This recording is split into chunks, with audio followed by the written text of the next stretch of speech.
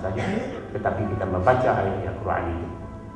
Jadi insya-Allah perkara ini Pak Ari telah memberi perhatian dan dalam proses untuk diadakan dalam kursus-kursus yang akan datang nanti. Jadi benda ini bukanlah menjadi kesusahan, tetapi benda sebagai seorang Muslim, maka ayat-ayat Quran ini perlu dipamerkan di skrin. Dan Alhamdulillah, sudah beberapa kali saya menghadiri kursus ini, saya lihat ada perubahan. Ada beberapa perubahan yang berkaitan dengan kursus ini. Mungkin di kalangan kita menanggap mungkin saya sendiri pun begitu juga. Di pangkat mula di antara kita mungkin kita ini macam perkara main-main, perkara yang tak perlu diperkenalkan ataupun diwujudkan kursus ini. Tetapi apabila sejam yang pertama, sejam yang kedua, sejam yang ketiga, keadaan berubah.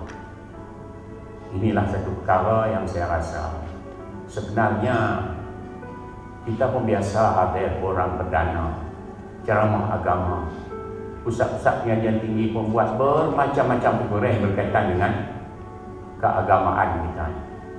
Tetapi saya dapati ini ada kelainan. Ada kelainan untuk menyedarkan. Selama ini kita hanya bila duduk dengan ceramah orang dan sebagainya, kita tak ada apa-apa dengan daripada orang sampai akan dengan tidak ada interaksi ataupun hubungan kita dengan orang yang ceramah. Tetapi inilah yang saya lihat di Malaysia ini satu-satunya keadaannya berbeza, dan saya memberi sokongan. Saya tidak ada kepentingan apa-apa dengan ini. Saya bukan pemegang share pun tak ada, apa pun tak ada kepentingannya. Tetapi saya seronok melihat. Tetapi dengan umur yang agak lanjut ni, dengan umur dengan kata orang 70 tahun pun panggil dengar dah ni, taklah begitu cergas dan tuan-tuan untuk mengambil bahagian. Jadi saya mampu sekadar untuk memberi sokongan moral, dan di samping saya dapat diberi peluang untuk menegur apa-apa yang tidak kena. Di atas cadangan supaya muzik itu bagaimana pandangan Islam. Muzik ini kalau kita tengok dalam fatwa-fatwa yang telah dituliskan, dia sebenarnya muzik yang boleh menjadi dilarang itu ialah muzik yang boleh melalaikan kita. Melalaikan kita daripada kita dan mengingati Allah SWT. Yang inilah dilarang. Hilang akal dengan muzik. Jadi inilah yang punca yang dilarang untuk muzik.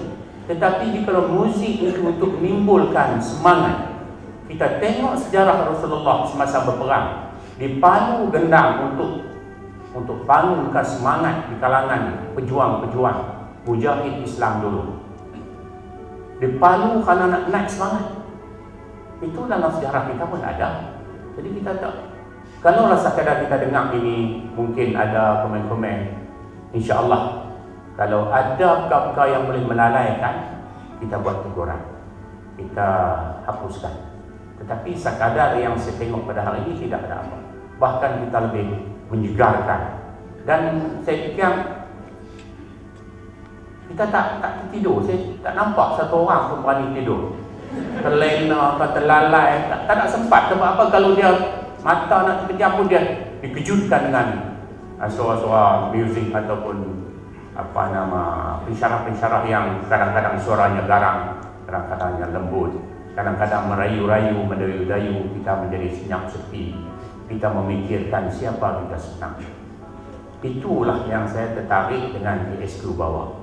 Jikalau kita tak bagi mereka buat, tak bagi Indonesia ni apa pihak pengurusan daripada Indonesia di mari, kita ada tak otomatik ni? Tak ada. Kalau kita nak buat, nak berganti mereka, kita buat. Kalau boleh buat, tak ada masalah.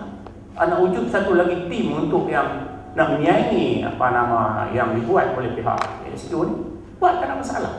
Tetapi apa yang bergerak, yang mustahak itu, wal takun minkum ummatun yad'una ilal khairi wa ya'muruna bil ma'ruf wa yanhauna 'anil munkar.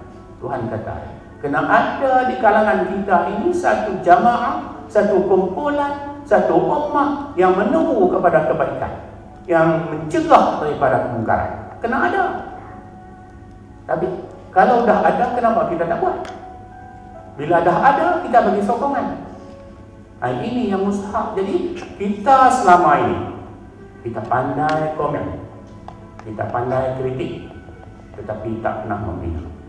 Bila ada orang buat, kita tak setuju. Jadi bilakah kita nak bina ummah kita? Yang tu yang saya bimbang. Kita kena ada.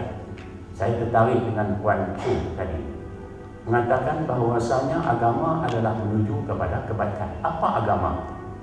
Dan dalam Quran kita pun, kita jangan berbalah masalah agama.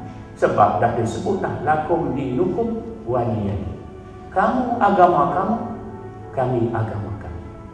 Bukan dia suruh berbalah.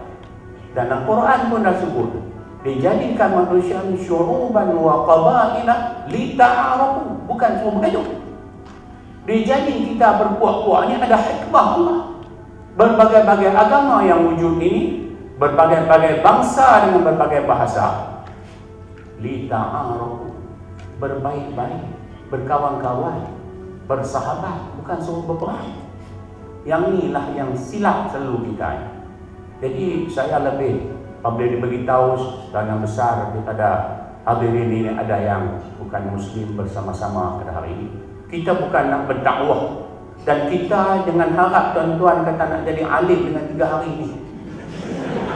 Tak ni balik-balik pi kata aku dah jadi alim, aku dah pandai, aku hafal Al-Quran apa yang ada semua diberi. Jangan harap. Cukup dah rasa jadi alim, ada pandai dan baklok patwa gitu gini apa, jangan harap. 3 hari ni tak boleh buat apa. Yang saya belajar 3-40 tahun pun tak tahu yang menyembuh. Tuan-tuan nak main 3 hari ni saya tak tahu. Untuk ada keajaiban itu, wallahu alam. Tetapi yang mustahak mencetuskan kesedaran. Siapakah kita ini sebenarnya? Sombong kita ni nak sampai ke mana? Yang tu aja nama. Bukan main sombong manusia ni. Nak sampai ke mana sombong manusia? Takaburnya tu nak sampai ke mana? Bukan sifat kita. Itu sifat Allah.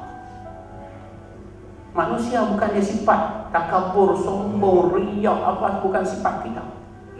Jadi inilah yang mustahak bagi kita menyedari siapa kita, dari mana datangnya dan ke mana nak pergi. Inilah kita kena tanam dulu. Kalau ada sikit kesedaran tu, insya-Allah kita boleh betulkan diri kita sendiri. Sombong manusia ni bagi luilah tak habis.